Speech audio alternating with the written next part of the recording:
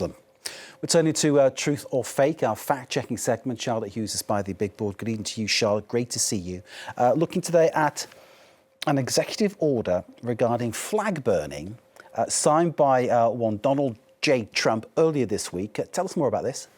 Yes, Mark, Donald Trump alleges that there is an epidemic of flag burning and he claims that it needs addressing. So on Monday, he signed an executive order titled Prosecuting Burning of the American Flag.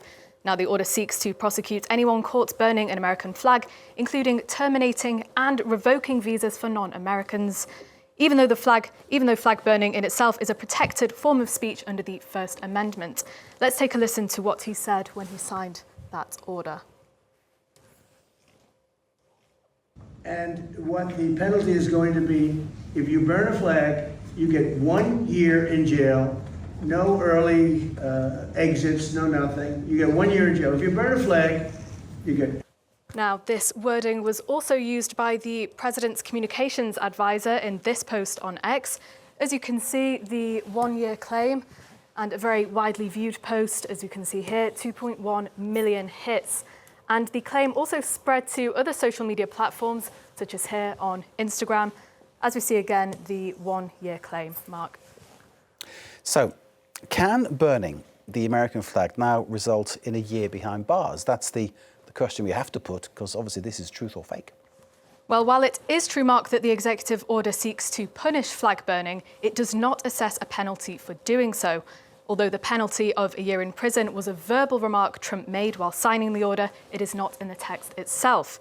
Now, according to attorneys, under current laws, flag burning can be prosecuted when it breaks what's known as a content-neutral law, such as an ordinance that forbids outdoor fires in a specific area. These are the grounds on which a man who burnt the flag outside the White House on Monday in protest at that order was arrested, as we can see in this article. However, in terms of whether Trump's order is lawful, is a whole other matter. Now, back in 1989, the Supreme Court declared flag burning to be a protected form of speech under the First Amendment. Now, this was after Gregory Lee Johnson, the man here, violated a Texas state law when he lit a flag on fire in 1984 outside a Republican National Convention. Most states back then did have laws to outlaw flag burning. So with its 1989 ruling, the court established a new right of expression for most Americans, as we see in this text. Here, one of the justices said, the government cannot assume that every expression of a provocative idea will incite a riot. The court held that flag burning does not in itself constitute, I quote, fighting words.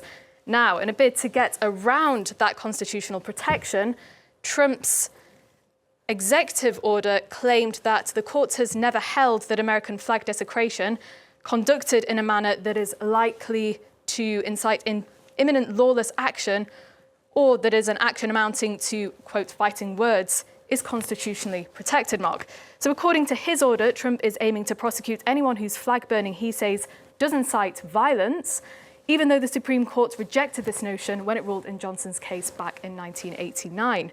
Some attorneys therefore think that this order is a ploy to get a flag burning case in front of the Supreme Court.